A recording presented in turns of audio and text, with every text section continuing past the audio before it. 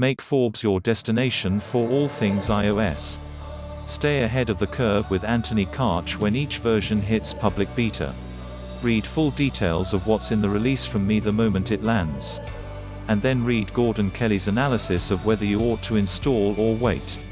Another iOS update so soon? That's because the last one, iOS 14.7, itself an unprecedented update, managed to break something, and this update is along to fix it. Read on for full details of this update and how to get it, followed by previous releases.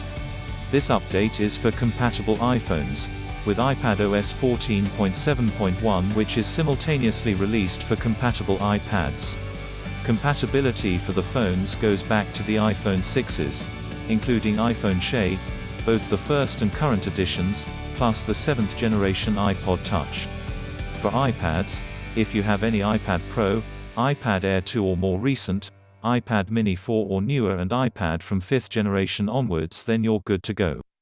Updating is straightforward, but you'll know this by now. Go to the Settings app on the iPhone, or iPad, and choose General, then Software Update.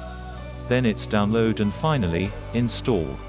This is a small update, 124 megabytes on my iPhone 12 Pro Max, so it won't take long to install. In my case, it downloaded in around 4 minutes and installation was all done another 15 minutes later. What's in the update? Overwhelmingly, this is about fixing the thing that iOS 14.7 broke. If you have an Apple Watch, you'll know that unlocking your iPhone means the watch on your wrist automatically unlocks, too, so you don't have to put your passcode in manually. This stopped for some users with iOS 14.7, specifically those who have iPhones using Touch ID rather than Face ID, and this update is aimed at fixing it. Apple says there are also important security updates included in this release and says that it is recommended for all users.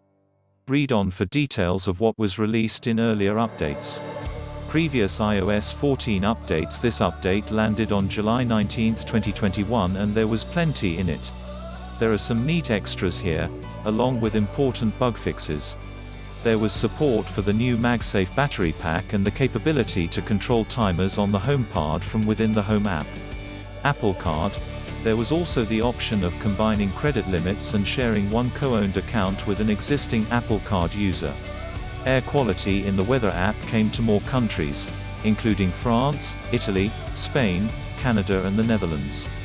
There were updates to the podcasts library and a fix for issues with Dolby Atmos and Apple Music lossless playback. Released on May 24, 2021, this update introduced Apple Card family sharing and Apple Music spatial audio and lossless audio. Though both had the framework, the features did not go live straight away. Instead, they were introduced on Monday, June 7. Podcast subscription support was also added in this update.